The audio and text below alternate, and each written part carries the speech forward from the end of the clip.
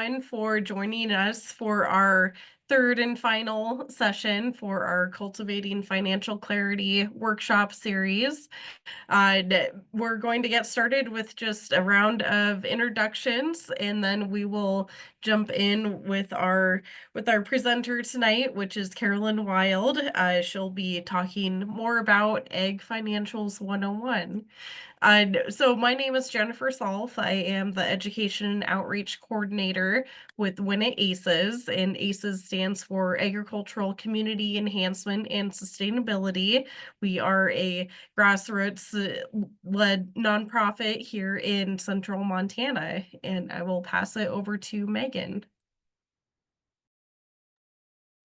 Hello, I'm Megan Green. I am with Stay Stewardship Through Agriculture, which is a newly forming grassroots organization in the Fergus County area, working with producers on regenerative ag and stewardship practices. So we're excited to join with ACES and Snowy Mountain Development, and glad you guys could all join us this evening.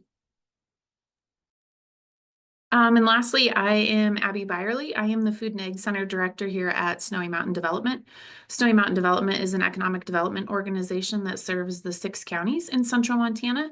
And I am a direct extension of Department of Agriculture, helping food, ag, and natural resource businesses through all walks of their business life. And I'll be monitoring the chat tonight. So please feel free to drop questions for Caroline in there, or go ahead and use the react button and raise your hand if you do have a question.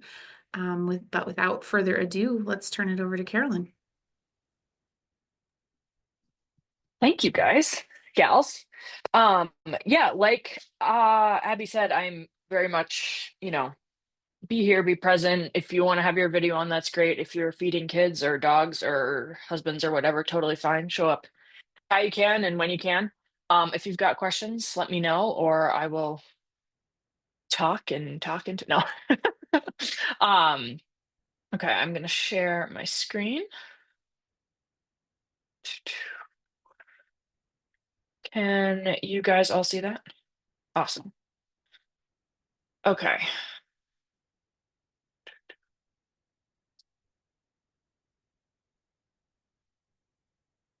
Let me pull the chat up too, just so I can make sure. Okay, so I was super excited when Jennifer asked me to talk about this, because I think there's, especially in the last couple of years, been a lot more focus on kind of finances and financial information that's useful to ranchers or producers on the ground, as opposed to just that information that's useful to your bank accountant or your lender or whatever. And so when she asked me to speak about kind of Ag Finances 101 and managerial accounting and platforms and the way we do it, I said, sure, I will throw something together. So kind of 3 parts that we're going to go through. We're going to talk about how your finances should work for you, not just other people. We'll talk about a couple types of accounting software that I have experience with. And then we'll just do some like kind of overall good business practices, not in like the tax accounting sense, but in the like getting useful information for yourself type of sense. So I am Carolyn Wild. I was born in Brunswick, Maine, which is a really long ways from Parkland, Wyoming, which is where I call home now. I came out in 2014 to get my undergraduate degree in animal science, livestock management and industry from Montana State in Bozeman, and fell in love with the West. And my mom kept asking me when I was going to go home, and I kept saying next year, next year, next year. And oh, it's been 11 years, so I'm here to stay. I got my master's in ranch management from the King Ranch Institute for Ranch Management down in Kingsville, Texas, which is designed to give you an education for like overall being able to manage a highly complex ranch. But I really kind of fell onto this idea of managerial accounting and tugged at this thread and said, this is what's interesting to me. And nobody else really likes accounting. Everyone thinks it's nerdy and boring. And so I have made it my mission to be able to talk about it in a way that actually gets people engaged and interested about what's going on. So I took a job right out of my master's program working for a large ranch headquartered out of southern Montana, northern Wyoming.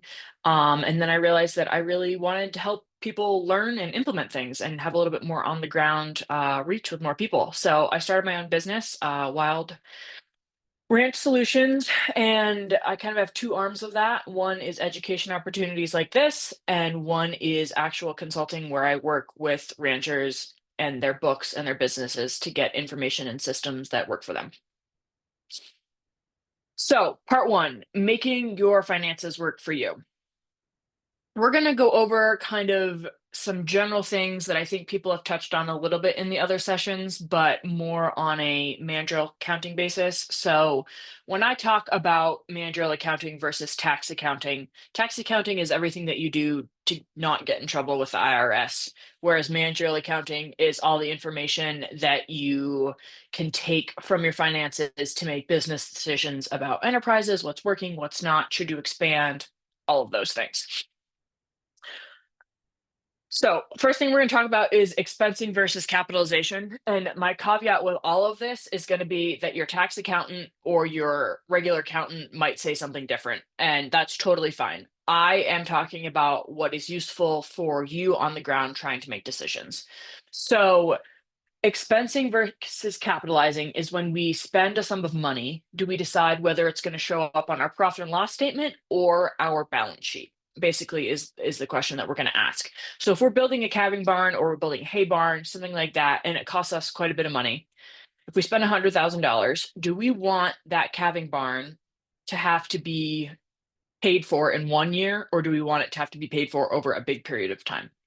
That's kind of the way I think about it, because if we build a calving barn, we don't just want this year's calf crop to have to pay for it. We want every calf crop in the future to have to pay for it as well. Not every crop. I mean, at some point it's going to have to be fixed and repaired, but 40 years for a barn. So what we do is we view it as an asset, and even though we spent that money 1 year, we can depreciate it out over a bunch of other years. So basically what this means is that we're spreading out the value of that asset over a longer period of time versus an expense, which would be gas or, a cost to attend an education session or meals for your branding crew. All that's just going to be a 1 year, we spent money, that goes on the profit and loss statement this year. Most people have a threshold for what they consider an expense and what they consider a capital expenditure or a capitalization cost or an asset purchase. $5,000, $7,000, $10,000, you can kind of choose what makes sense for you. I would say somewhere in that upper, like $7,000 to $8,000, maybe even five is a pretty good cutoff. Equipment is always something that I like to capitalize because we want that to be spread out over multiple years. Another thing that we want to capitalize is our breeding livestock. And this is kind of where we start to, we all know why agriculture is a different business than most of the businesses out there, but this is the thing that can get really tricky, because when we have our livestock enter the productive herd, we're going to consider them fixed assets. We're going to consider them an asset that had a value that we then need to depreciate over its useful life. We generally consider livestock to have a 5-year useful life. And that just means that we expect her or him to be a productive member of the herd for 5 years. That, of course, is not always the case. I think the statistic goes that 50% of your herd is going to fall out after 2 years or 2.5 years. But the way that we use 5 years is because also some of your herd is going to stay 7, 8, 9, 10. We all have those cows that are out there for 13 years, and we're not going to match each individual animal to their lifespan because that would be just really confusing. So we use 5 years. The thing that is weird about breeding livestock is that a lot of people are going to develop them themselves, right? A lot of people don't go out and purchase heifers every year. Sometimes they'll purchase a group of them, but what we do is we bring them up through our own operation. And so this means that instead of purchasing them, we are going to capitalize them ourselves, and we're going to accumulate expenses over 2 years usually, depending on when you are going to put them into service. And so, what we have to do, or the way that I like to think about it, is each cow is going to have to pay for her expenses during that year, which is going to be the feed that you feed her, the labor that it takes to get that feed, and whatever overheads are associated with her as well. And then one of those things that you also have to consider is depreciation. Depreciation is spreading out the cost of a fixed asset over its useful life. A lot of people think of it as like using up of the asset. That's not my favorite way to think of it. I'd rather think of it as spreading out the value rather than associating all of the money that you used to buy her 1 year. We're going to say we spread that out over 5 years so that each of her 5 calves that we think she's going to have is going to pay for part of her value. It's a non-cash expense, which means that we don't actually exchange money, right? Money isn't going to leave our bank account. The money left the bank account the first year that we bought her or the first year that we built the barn, but we are just spreading out that value over her entire life or over the barn's entire life. Depreciation is not everyone, like, this is a confusing concept, right? It's like money isn't leaving the bank account, but value is. I have to put it on the income statement, but I don't really get it. And so I have spent a lot of time in my like career trying to figure this out, and there are still things that confuse me about it. But the simplest way I can put it is that depreciation is going to lower your net income, but not your cash. So money doesn't leave your bank account, but it does appear on your income statement.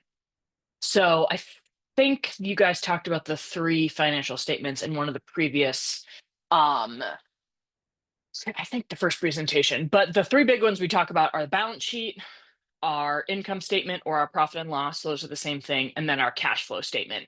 And each of these 3 things has a specific reason that we talk about it.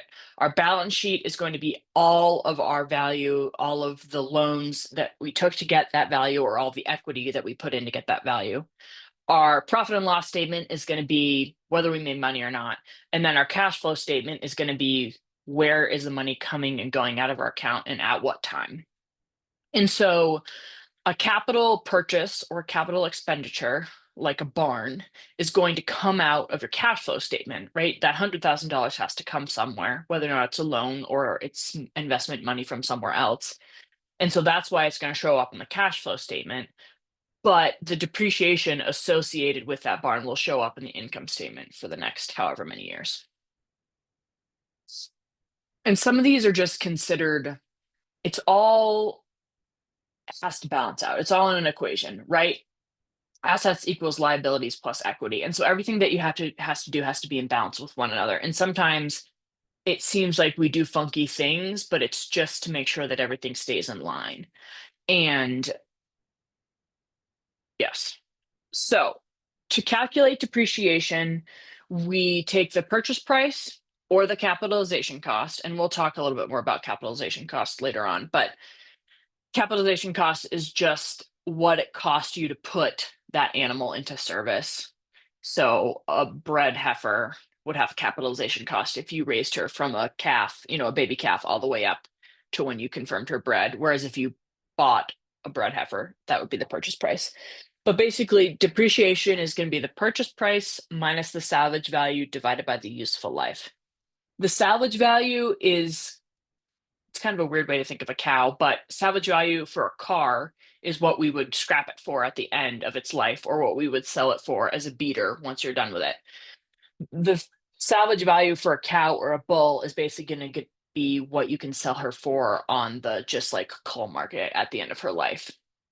So up until 2020, the kind of generally accepted cull value was $650 for a cow. That has changed quite a bit with the price of culls going up. And so I prefer to do it around $1 per pound per head. So anywhere from like $1,100, $1,200, $1,300, depending on your frame size of cow. And then a bull would be a little bit different than that, maybe a little bit more. But basically what this depreciation calculation is it's saying, what did we buy her for? What can we sell her for at the end of her life? and what's the difference between that? Because the difference between that is going to be that change in value that we have to calculate for over her life period. And so that's what depreciation is. The note on the bottom, the net book value, that's like just accounting jargon. When people ask you what the net book value is, that's basically its purchase price less the accumulated depreciation so far. So if you have a cow that's got 3 years of her useful life used up, she would be worth less than the cow that is put on the first year. Some of this stuff we're not going to go over in depth right now. It's more for like touchstone points that you can come back to later on, or Google, or bring up with your accountant if you have questions about that. Okay, we pretty much already talked about this, but we'll go over it real quickly again. Income statement includes depreciation, but not capital outlays for assets, whereas a cash flow statement includes capital purchases, but not depreciation. Income statement is when value leaves the business. Most of it is going to be value that leaves in cash, but some of it's value that leaves in depreciation. Whereas a cash flow statement is just what cash are you going to spend each year? What cash did you spend this last year?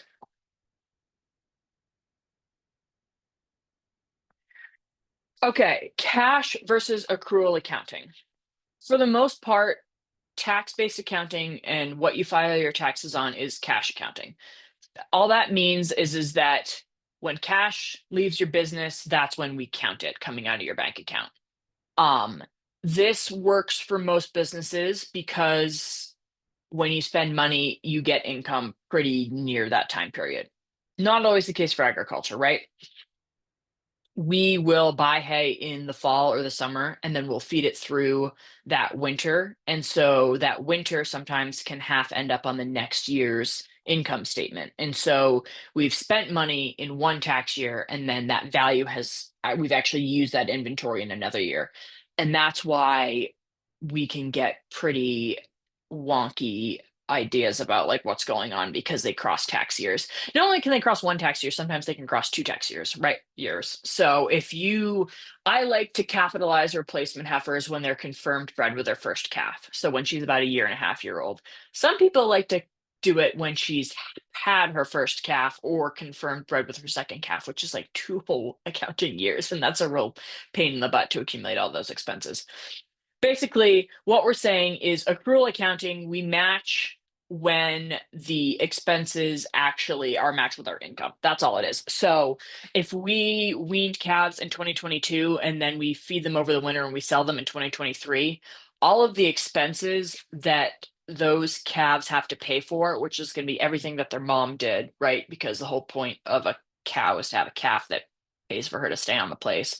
So all those expenses we need to carry to the next tax year, so that, or not the next tax year, the next accounting year, so that we can figure out actually what's going on. All of this to say, that's where managerial accounting comes in, or enterprise analysis. We are going to do it on an accrual basis so we can figure out what's working and what's not.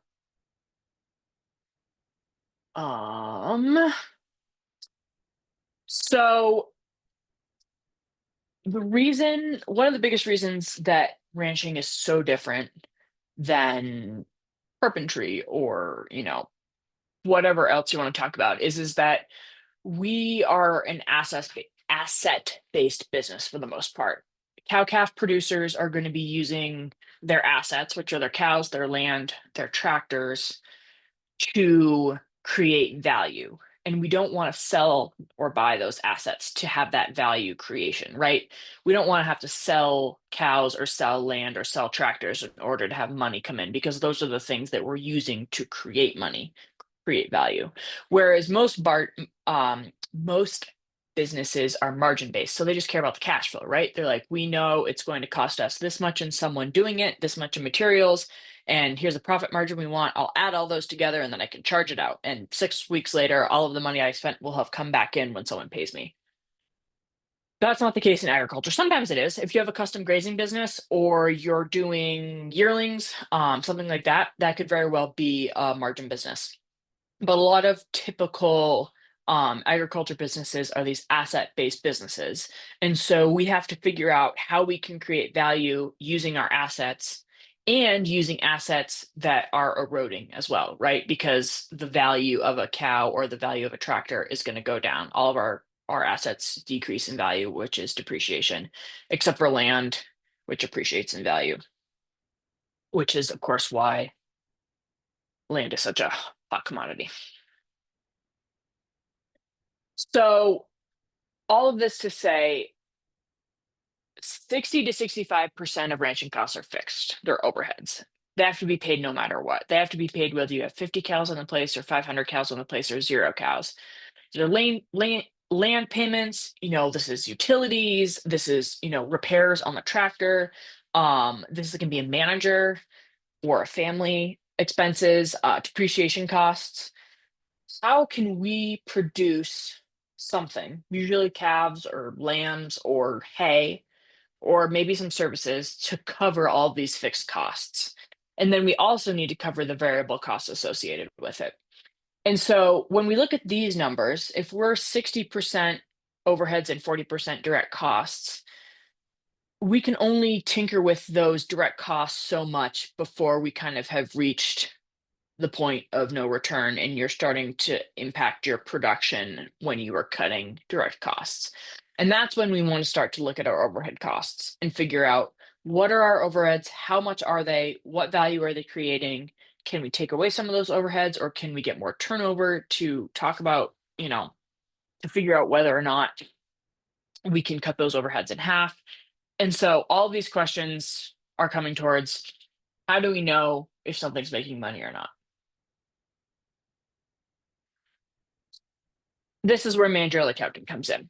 Managerial accounting, enterprise analysis are ways to look at all of the things that you're doing on your operation and whether or not they're working. They're creating value, they're bringing money in. And so this is a quick little comparison between tax-based accounting and managerial accounting. We already talked about cash on accrual basis. So when money comes in and when money goes out is cash basis. And then we have to match our expenses to our income on accrual. Depreciation method for tax-based accounting, that's something that you leave up to your accountant usually to have some fancy formulas that they can figure out. That's why sometimes you hear people say, oh, you need to buy a tractor this year because you have, extra money, you need to buy a truck, something like that. They're taking advantage of accelerated depreciation methods.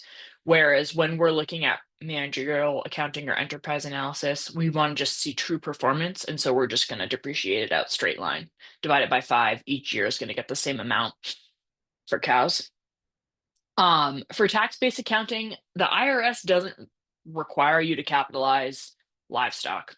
The IRS doesn't really know what to do with agriculture operations. And so there is, I see Abby laughing. There's an organization called the Farm Financial Standards Council, and they come together each year. It's a group of CPAs, accountants, and they put together what they consider to be the best practices for agriculture and so farming and ranching. And so what they've done is they have a couple of different ways that you can deal with your breeding livestock that are also in line with the IRS. But for managerial accounting, we have to figure our livestock as assets in order to get an accurate representation of what's going on, even if the IRS doesn't care. For tax-based accounting, we're really only going to count labor if it's accompanied by a cash outlay. So contract labor, you're paying someone, you pay someone on W-2, that'll all show up under tax-based accounting because it's money that left.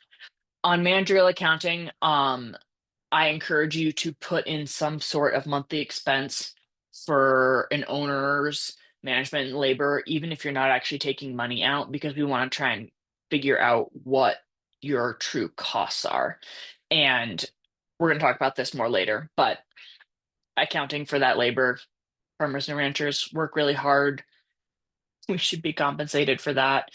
And we want to make sure that this business is not being subsidized on the backs of our own labor. And so it's important to try and recognize that.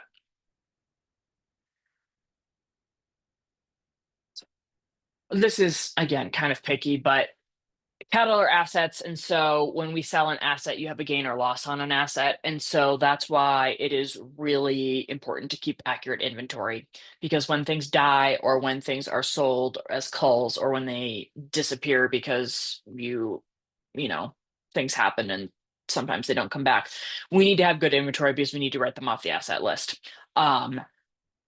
Assets are super important to keep up to date because that's on our balance sheet, and our balance sheet is our snapshot of financial health, which is what lenders look at. It's what you can kind of measure whether or not you're doing good. I know we talked about ratios a lot in the last session, and so we want to make sure that our asset list is up to date, and that includes, did you sell a truck? Did you sell a tractor? Did you buy land? Do you have loans? Do all of those things? And so good inventories. That's a very big thing here.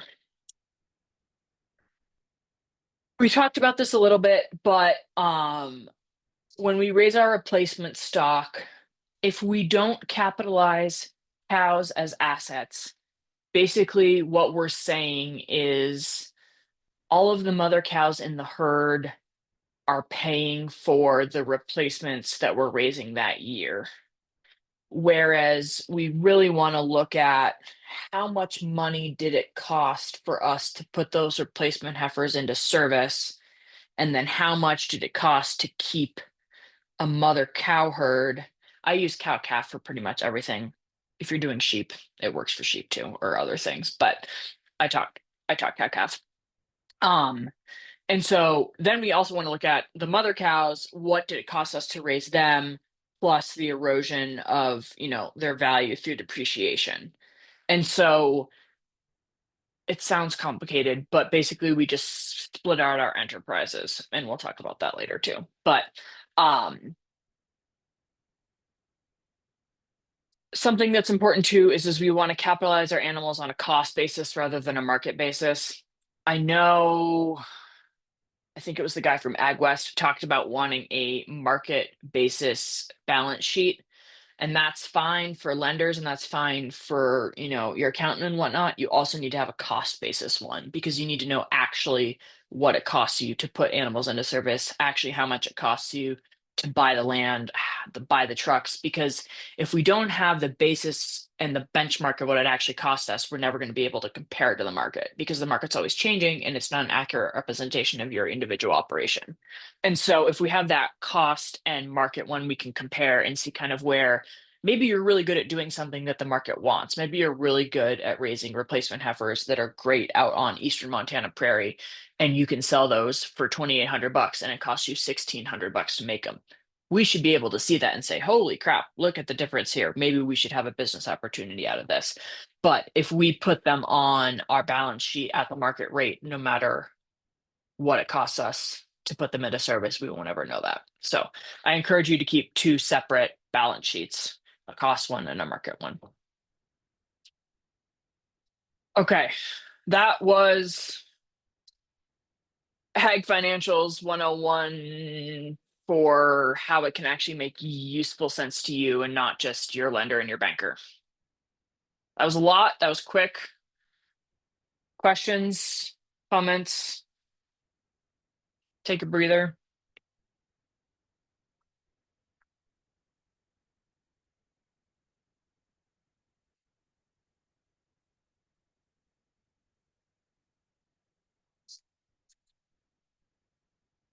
I think Jennifer's recording this, so you can watch this over if you're like, holy crap, what the heck was she talking about? I need to go back. Okay, moving on. We can always come back. Types of accounting software. I think this is what Jennifer actually asked me to talk about, but so I'm going to talk about two, QuickBooks and Ambrook, and then I'm going to talk about a little bit about Excel too, just because one can't talk about anything without talking about Excel. Okay, QuickBooks. This is kind of the classic, what everyone has, right? Most people prefer desktop to online, but I don't think there's much support for desktop anymore. If you don't have the download, you're going to be forced to switch to online here pretty quick. And QuickBooks Online is my least favorite thing in the world. But you can use classes to get enterprise level data. It's not super cheap. It's one of the upper tiers. It's not very intuitive. You kind of have, it's a back end fix. But it's an established software. People are used to it. Your accountant's used to it. It's there. Probably all your information is there. What I don't love about it is it's not agriculture specific. It's like really hard to even put like asset categories in there that are livestock. It's just all under like other assets and other income and other inventory. And so there's not a lot of granularity to sort it by for reports. It's an established software, which is good, but also they're not going to change anything, right? It works for the vast majority of people that use it, and our tiny 2% of America that raises livestock is, they don't care about us. Also, I literally want to pull my hair out every time I use it. But it's there. Abby, I'm enjoying your facial expressions. Please keep doing this. So Ambrook is a new accounting software that's developed for farmers and ranchers. I have been kind of working with the development team on this. It's going to sound like a sales pitch. I promise you it's not. I have 2 people that I've switched over to Ambrook in the last 2 months, and I truly have gotten some really good feedback. The thing I really like about it is that they developed it for farmers and ranchers, but it's developed by not tech people, but programmers. And so it's good. It works well. And when they have issues and bugs, you can be like, hey, this isn't working, and they'll fix it. I love that you can customize the chart of accounts without having to upload an Excel file and delete out all the old ones. The chart of accounts, that's what COA is split up by direct costs and overheads. So cost of goods sold and then overhead costs. Enterprises is it's right there after categories. And so you do your category, you do your enterprise, and it's not an afterthought like classes is. You can do cash versus accrual transactions. And it's hard to do without showing you someone's books, but I have a couple of screenshots to try and illustrate why this is so great. But basically, you can do entries that are just for you and your management questions, and then you can do entries that are what's actually happening that your accountant needs, but you don't have to keep 2 separate sets of books for it, which is the really hard part with QuickBooks is you end up having to do all this stuff under the net ordinary income line just to get the information you need, but also without messing up the stuff for your accountant. There's location tracking, there's project tracking. If you have a loan out with, FSA, or you have fire fencing that you're getting reimbursed, something burned, and you need to track all the expenses for that, you can just tag that with a project. If you're doing something like World Wildlife Fund or ACES or, RSA, whatever it is, you can track all those things. If you're trying to do stuff on a pasture level or a pivot level, you can do that. The thing that I like the most is that this is all linked to Schedule F. So anytime you put an account in, you can choose where you want that to show up on your Schedule F. And so you can just export that or send that to your accountant and they can do that. What I really like is that it's still being developed. They're really receptive to people's ideas. And yeah, on the con side, there is no payroll. I think you can just get basic QuickBooks to do payroll. There's other payroll services out there. Also, I'm not sure how many kind of mid-sized farms and ranches are doing payroll through it. It is still being developed. So there's some stuff that they're like, yeah, we plan for that in 6 months or a year, but we haven't done it yet. And perhaps the biggest con is both of the people I've talked to have been like, oh my God, I have to tell my accountant that I'm switching. And my answer to that is that you pay your accountant a pretty good sum of money for a week out of the year. And you are going to be using this the other 51 weeks. And so it needs to work for you. This is why I wasn't allowed on a panel with the accountant, because I was going to say things like this.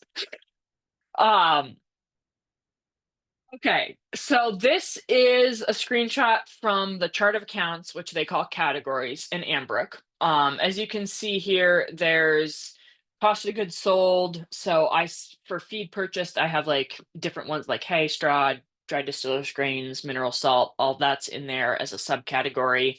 I split out marketing. I want to check off fees, commission, and trucking there because most of the time we have that to a specific group of animals.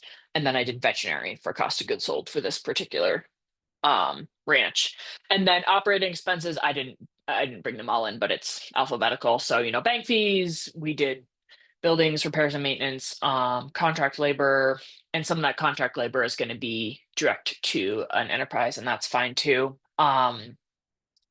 Dues and subscriptions, et cetera, et cetera. And then you can see on the right-hand side how everything links to that Schedule F, which is really, really nice. So you don't have to worry about that as much on the other end. What's cool about this too is if you sit down, they have a really great widget and a really great help support system. And so you can kind of go in and answer questions, and they'll say, here are the accounts we recommend for you. And then you can add more or take them away. I was talking with someone the other day and she was like, I don't understand what this is. And I was like, well, like, how do you think about it in your brain? And she's like, I think about it this way. And I was like, okay, let's change the category name. Like, it does not need to not make sense to you. If you are thinking about it one way, let's go in there and change that. Your accounting software should work for you. Your financial software should work for you. These are the enterprises. So I split stuff up into support centers, cost centers, and profit centers. And so you can do that right in the enterprises. You can pull I have a personal one. Someone's got a rental house in town. We can, put all that on there. That way you can kind of pull stuff away that you don't want on the ranch side. They don't do hay, but you could put hay under here on a cost center, and you can add all sorts of metrics too. I haven't used metrics yet, but you could do it by head. And so then if you run a profit and loss statement, you can split everything out by head. And so you know how much on each line item things are. There's like so many different metrics options there. This is the thing that I switched over to this with someone thinking it would be better, because it's hard.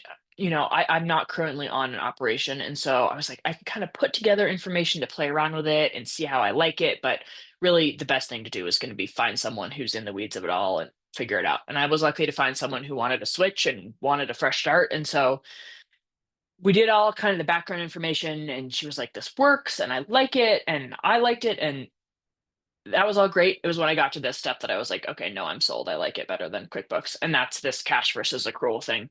So if you look on the left-hand side, this is what your accountant cares about, right? Your assets, the money that's in the bank, your long-term assets, which are going to be land, equipment, stuff like that.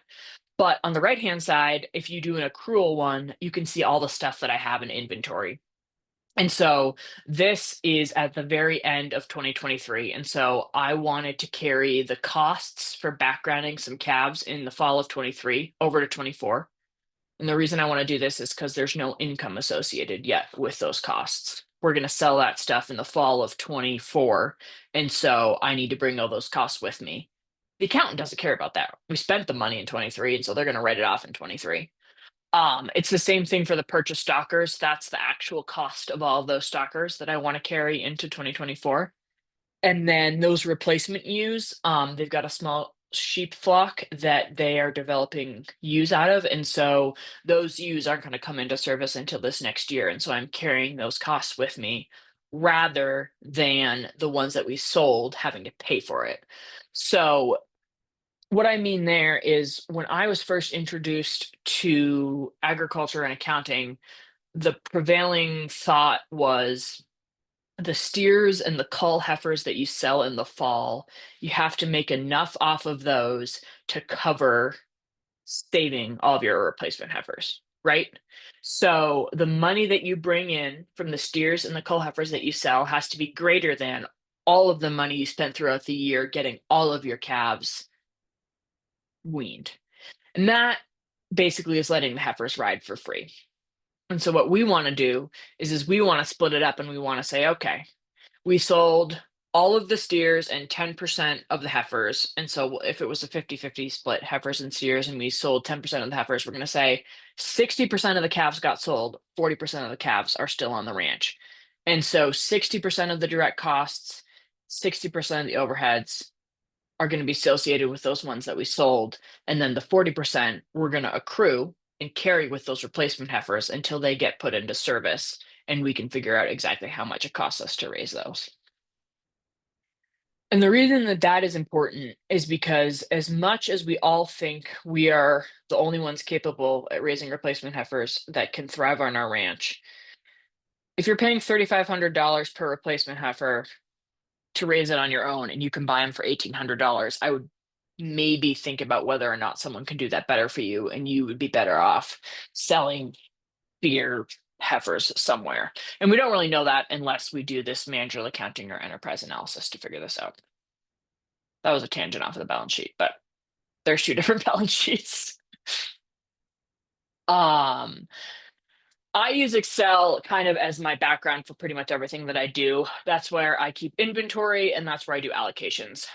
We're not to the point where Ambrook can also track inventory in a meaningful way. And I've never used AgroWeb. I know that that does inventory and some sort of accounting as well. And then there's inventory softwares, basically an inventory software is designed to do inventory, not accounting, and accounting software is designed to do accounting and not inventory. And so maybe one day there'll be one that does it all. But for now, I like to keep inventory in Excel. And that can be literally as simple as per month what you have on hand. So this is animal unit, not head. But I had one right above it that was head, and then I just translated it into animal unit using the conversions on the left. But basically what you can see here is we start buying backgrounders in September and we finish buying them by the end of December. And then the sheep, we cull some. Basically what's this saying is that I want a percentage of the like total use or total animal units on the ranch. And so I made this little table to figure it out so that I could use allocations. And basically I can see here that most of our overheads from September to December in the fall of 2023 go to our backgrounding operation. 81% of our overhead should go there. This does not have to be perfect. It has to be close, but it does not have to be perfect. 85% of the way there is way better than 0% of the way there. I wouldn't completely throw numbers at a wall, but like I wouldn't get worried about 75 head versus 80 head.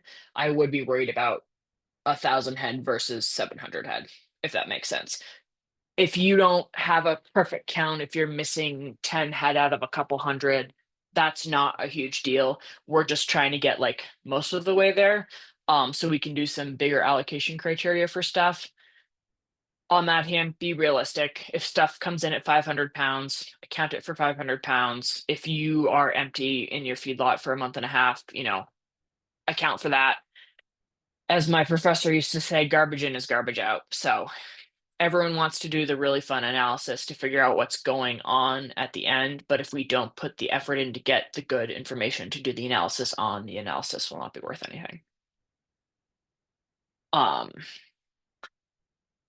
Yes, so that is what I have for accounting softwares. Do you guys have any questions about those? Carolyn, I have a quick question for you. What is the cost difference between QuickBooks and Ambrook? Have you looked into that at all? I looked one time but it was a really super quick Yeah. search, and just curious if you have some more experience on that. So the base level for Ambrook, I think, is $50, and you can link 3 accounts with that. And then the higher tier is $100 a month, and you can link as many as you need to. In order to get classes in QuickBooks, you need to have at least the $100 version. So I think it's totally worth it. If you're running the $35 a month version of QuickBooks, you're not going to be able to get any information out of QuickBooks anyways. And so in order to upgrade to get what you need out of QuickBooks, you might consider switching. And I know switching, it seems like a really big deal. And that is like what I am doing right now in my business. And so that's like what I'm helping people through. If you are thinking about doing it on your own, I can totally see that that's like a big lift. And so I'm not taking that too lightly, but yeah, that's the price differential. Hello, Bill.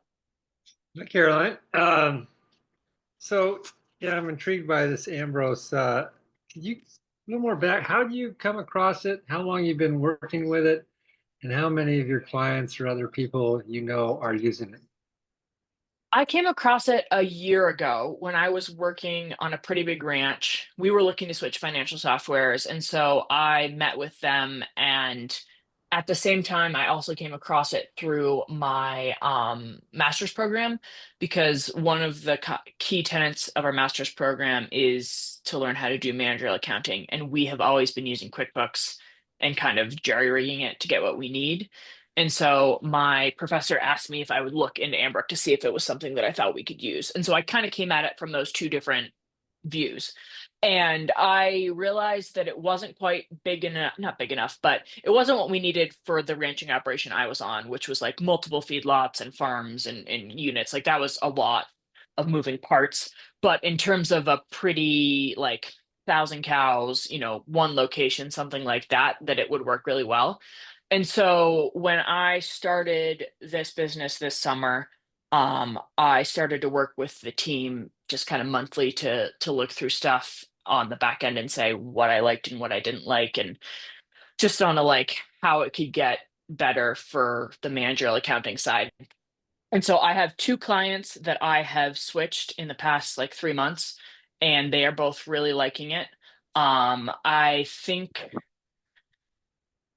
I don't know a ton of other people than that. It's only about a year or two old. Um, so not a whole lot of back experience, but I will say that both people that I have used it for like it both for the like actual day-to-day, invoicing bills and stuff like that, as well as the like my end of looking at things in a different way. So if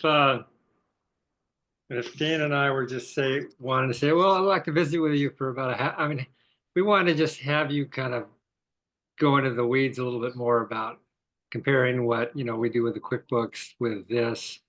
Uh, Yeah. how much time would we allocate with a call with you?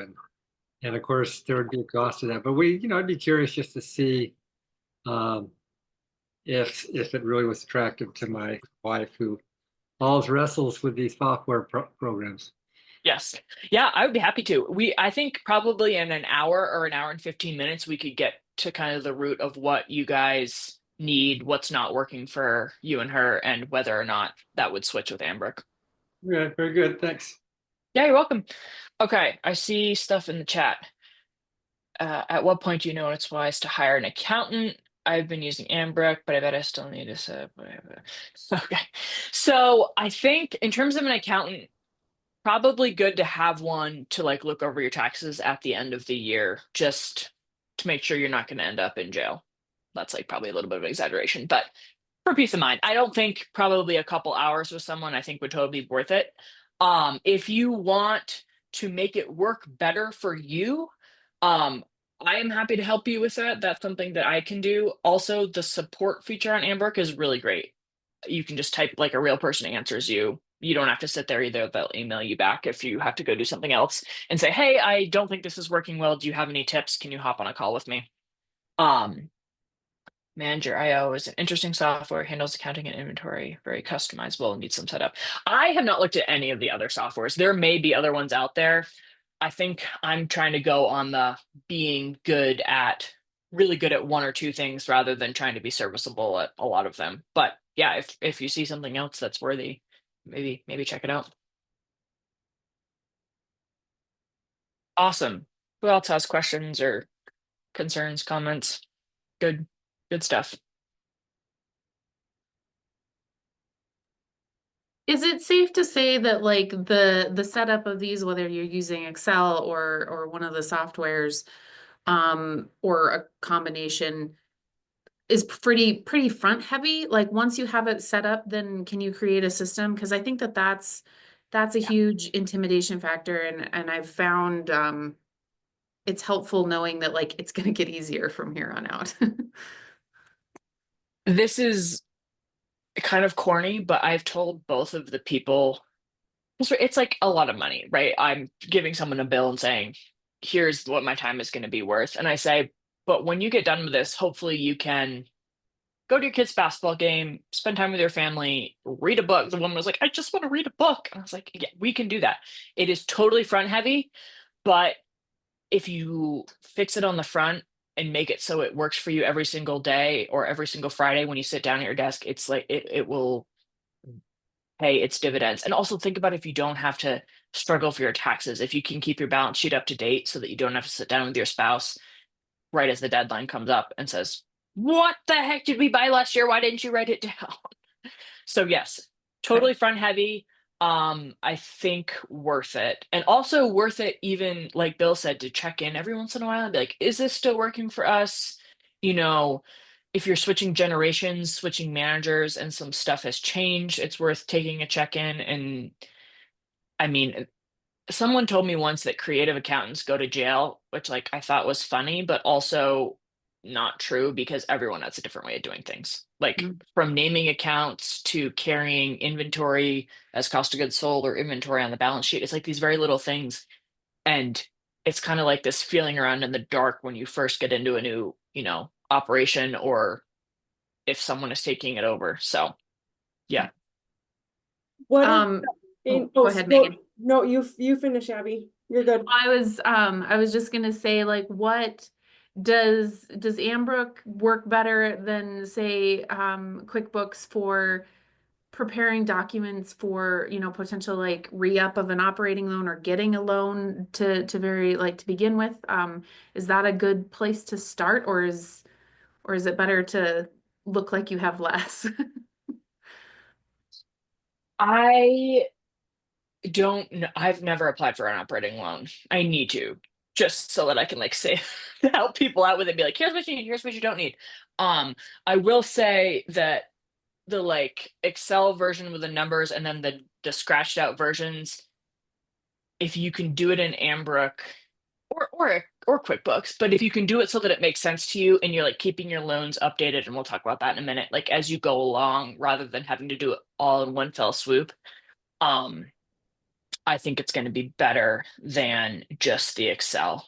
Because ideally everything, this is where I get really like excited and nerdy and people are like, why do you like accounting? But literally everything that you do is in that balance of that equation. And so everything that happens on your income statement, everything that comes out of your bank account somehow ties to the rest of it. And so you should never have anything occur that isn't affecting, like if you're having to fix your balance sheet, we're omitting transactions from what you should be doing in your financial software. And so if we can get you to the point where all those transactions are not scary and not unknown, then we can do them as they go along. And when money comes out of your loan and you're taking an advance and you just say, oh yeah, this comes off of the loan, then at the end of the year you can say, here's exactly how much I spent and here's how much I spent in interest, and boom, we're moving on.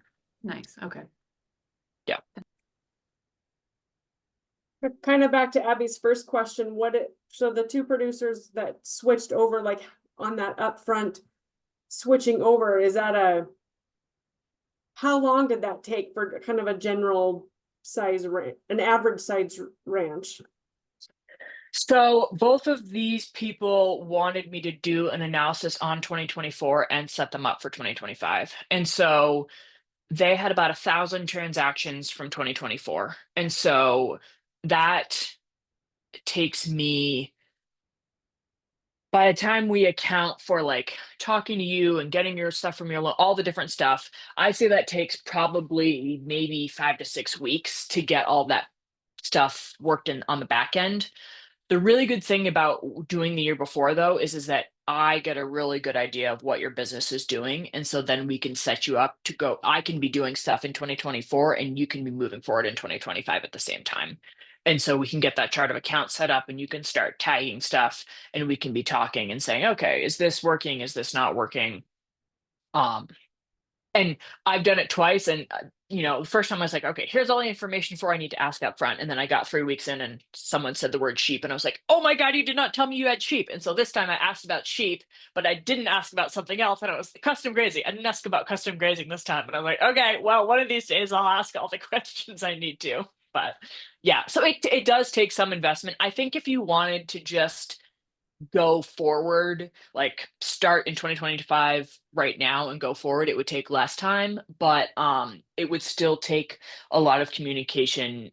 And that's kind of one of the things it's nice to have someone like me do, is be like, okay, here are the things I need answered. Sit down for an hour and just tell me the answers, rather than having to figure out what you need to know and then going and doing it. Sounds good. Thanks. Yeah.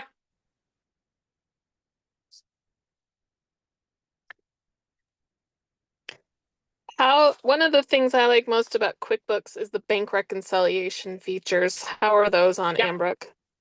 They're great. Yep, you can do that. You can do loans, you can do bank accounts, you can do all that stuff by date, download the report. Yeah, that definitely is. I found everything that I have liked from QuickBooks, which admittedly has not been much, but I have found it in Ambrook. Sometimes I just have to ask them where it is located. It's a little weird because there's not nearly as many tabs to choose from. And so rather they have this thing called a ledger here. I can show you guys actually. It's not like a it's like just a kind of account that they set me up with, so it's not real information, but it's a good place to start. So you can see on this left hand side, these are our only tabs, whereas QuickBooks there's like a bunch of them, and when you hover over them there's like 8 more things you can choose from. This ledger one is where most of this stuff is, and so what you do is you can review it. Review it is anything that doesn't have a category or an enterprise attached to it. And so in this case, it's everything, because I haven't done anything yet. But you can hit tag and then you can say, okay, this income was what type? Or was it a sale of an asset? Or was it something from the loan? And then I can hit enterprise. I don't have any enterprises in here. But and then the thing that I love the most is you can filter. And you can filter by date, which is, normal. You can filter by account. So like if you have different bank accounts in here and you're like, oh no, I know I spent money on this credit card, on this date, you can go and find it. And then you can do it by tag too. So any sort of account that you have in there, you can pull up all of your, fuel transactions for the year. Um, you can also do it by amount. So if I wanted to see everything that was $1,000, so there's a bunch of labor transactions that come up. One of the coolest things I think is, let's say I wanted to tag this to contract labor in 2024 purchase steers. I can go over here and go tag and automate, and you can create an automation and it'll read, like it's on the description, so this wouldn't work because it would just tag all labor stuff. But utilities, AT&T. I have a guy who has an AT&T phone bill every month, and so we tag it so that every time an AT&T thing comes in, it always goes to utilities and it always goes to general administrative. And then you don't have to do it. It'll come in and do it automatically. And so I could automatically tag all of those things, and then boom, it does it all in one fell swoop. So it does take a little bit of getting used to, but that's the other thing too. You can tag it by contact.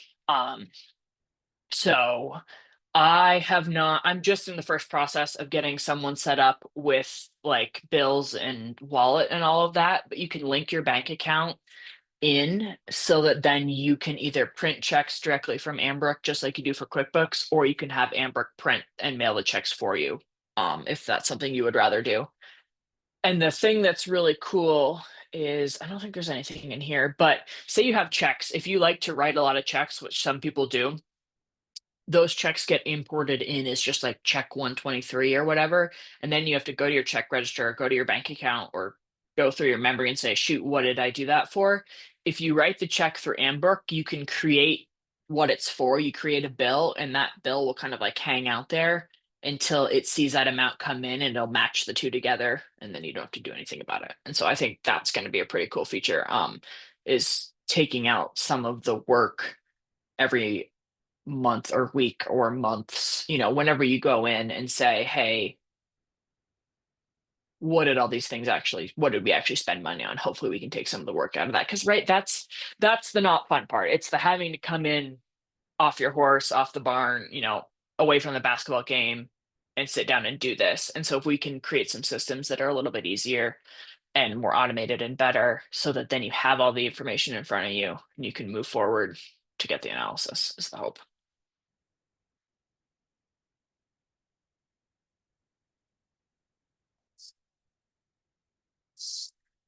Awesome.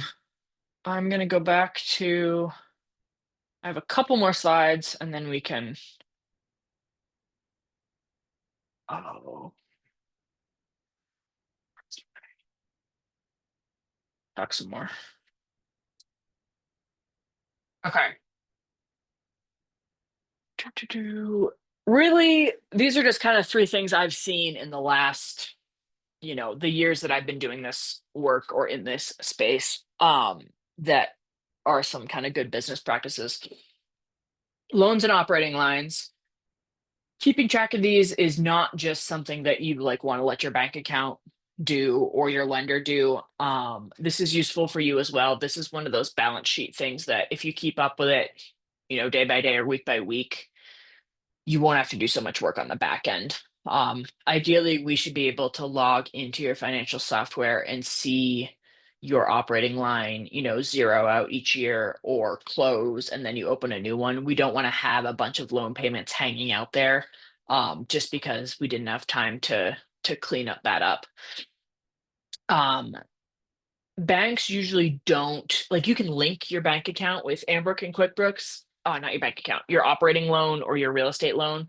But for some reason, they don't import those transactions in, even if they show up on your like statement.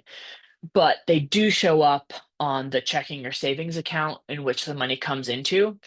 And so what you want to do is you want to tag that transaction and say, oh, this was an advancement from the loan. And then basically every time that money comes in, we're saying we're increasing the loan this amount and the cash showed up in our bank account. And then on the reverse side, when you pay it, you want to make sure you know whether it's principal or interest or both.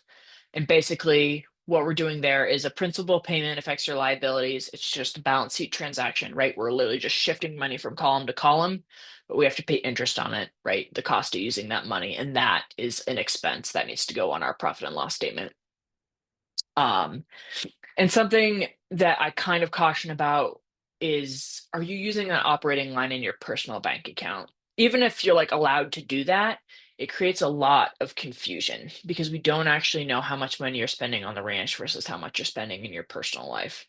And so if you have that linked to both accounts or it's all in one account, I recommend trying to go in and trying to separate out how much it costs you to live in a year and figuring out how much interest is associated with that, because that interest is really a living expense, right? Rather than a ranch expense. Um, Credit cards.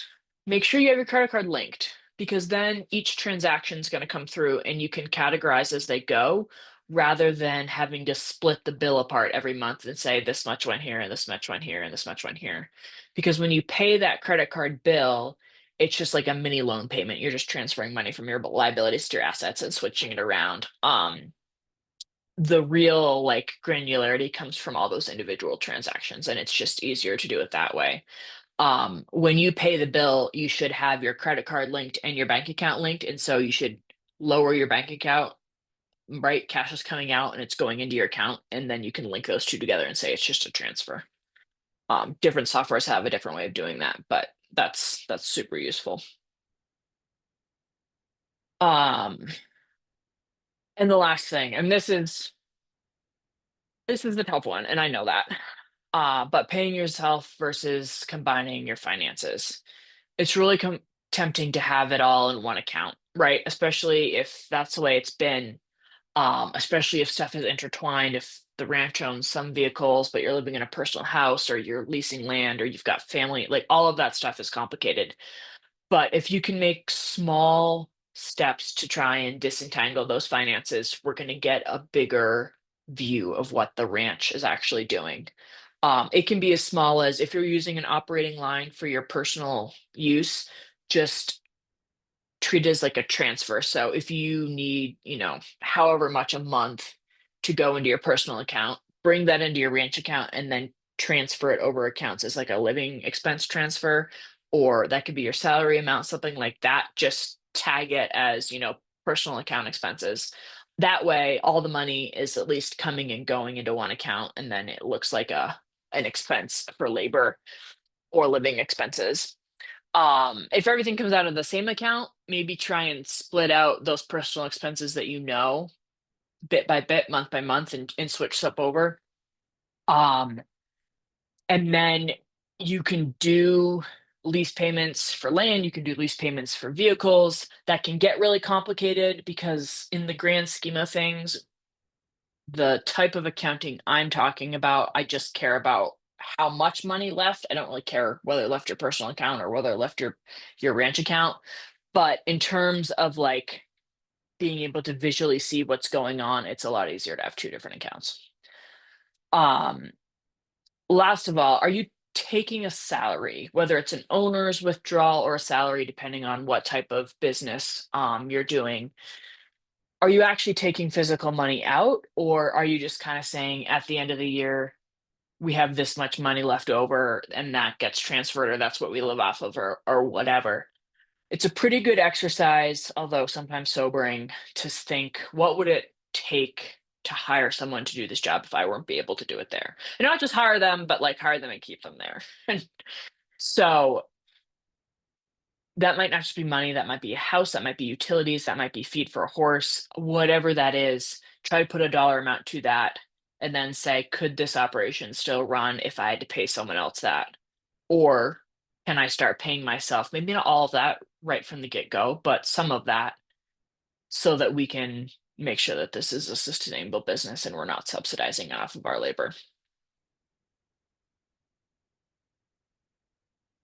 So kind of my like very closing thoughts are, your finances should work for you. You spend the time doing all of this. You're the one who's in it all the time. Your lender looks at it a couple times a year. Your accountant looks at it a couple times a year. This should work for you, and then they can adapt. You shouldn't dread opening your financial software. Like, you don't have to look forward to it, but like if you physically are like, I don't want to do this, this is the worst task in the world, ask for some help making things a little bit easier, whether it's the support on whatever one you're using, whether it's me, whether it's a friend. Just say, hey, how do you do X, Y, and Z? Because you may not realize that what you're doing is not working, or maybe it's working perfectly and someone else is like, oh crap, that works really well, maybe you should try this. And then think of your ranch as a business and take some steps financially to kind of separate those personal finances and ranch finances, even if it's just on paper, even if it's not actually in an account. It seems daunting, but if we can hone that business performance just a little bit, we can get you where you want to go. That's all I have. Yes, Marty. So one of the things with QuickBooks that's been the most frustrating for us is the budgeting aspect of it, especially until I got Nick convinced we could just use a January 1st to December 1st year for everything. And it looks like the accrual aspect of it would also help, but how is the budgeting? Have you had any experience with the budgeting aspect? Yeah, so I asked Ambrook if they were going to do a budgeting thing, and they said no, it's too difficult because everyone does it differently. And that's the same answer I have had to give a lot of people when they say, hey, can you make a template that I can pay you for and give out to a bunch of people? And I say, no, that's the reason that ag is so hard to teach and do all this for, is everyone does it differently. But what I can say is if you can get good data for a year, we can export that and use it as a budget for the next year. If you can get good accounts and good outlays of cash and say, okay, we know we usually buy feed for whatever in bulk this month, we're going to need to have a bigger cash outlay here. Or we know that we're not going to have cash from the heifers until the next spring. All of those things we can kind of piece together a budget. I love Excel for it. That's a really good Excel thing, but yeah. Good question. I do not have the chat open. What else? Anybody? I know it was like a fire hose of information. That's especially for 6 o'clock on a whatever Tuesday night. Tuesday night, yeah. But I think good reminder that it is recorded. So if it does feel like a little bit of a fire hose, that you can go back. I know Jennifer plans to share this recording as well as the other two in her final email, but yeah, you don't have to furiously take notes, that you can go back and rewatch this. Yeah, 100%. I know I will, probably multiple times. Well, that makes me happy to hear. And my contact info is right here on the end. You guys are more than welcome to email me or, text or call. I'm happy to help, a little bit here and there. I'm happy to just do. And then if you want to try and embark on a project or a call or whatever, we can schedule that in. And Parkman's not that far away. All of this stuff can be done online. I have yet to come across something where I have to like show up and look at things, but sometimes it is fun to visit places.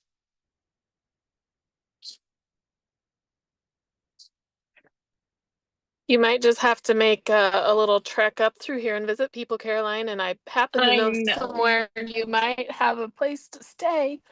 I don't know, those boys are getting pretty big. There might not be any space in the house anymore. Right? So I don't know, I just- not everybody might know. Caroline spent a good chunk of 2017 and a little bit of 2018 working with us. So we've known her for a spell. That was one of my formative ranch experiences. I got to night cab and then I got to hay with you guys, and I still can't believe how much your boys have grown up. Wyatt was learning how to spell his name when I was up there, and he's like a full-grown kid now. Oh, it's crazy. Yeah.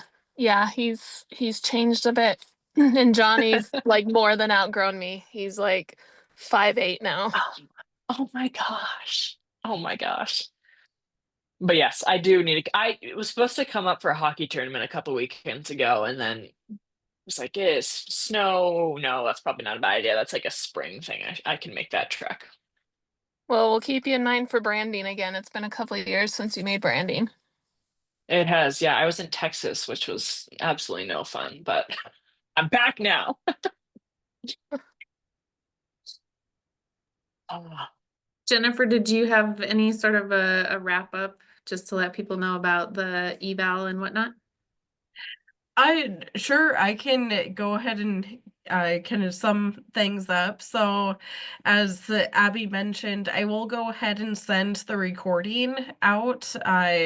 It'll probably be at some point tomorrow. We're just finishing up a brief survey that I hopefully everyone will be able to fill that out, and or even fill it out after you go back and watch all of the recordings. But again, just wanting to thank everyone for joining us throughout this series, and we will look forward to probably offering any future educational events to you as well. So, Megan or Abby, did you have anything else to add? No, just a big thank you to Carolyn for her info and for joining us tonight. Yes. thanks for having me. It was a lot of fun. I know I'm for sure gonna have my husband come back and rewatch this.